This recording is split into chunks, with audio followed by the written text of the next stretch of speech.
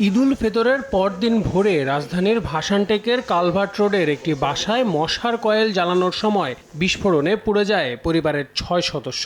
মা, বাবা, ভাই বোন ও নানির পর না ফেরার দেশে চলে গেল সেই ঘটনায় দগ্ধ ১৮ বছর বয়সী লিজা। শরীরের ৩০% দগ্ধ নিয়ে তার মৃত্যুর মধ্য দিয়ে পরিবারটির আর কেউ বেঁচে রইল না।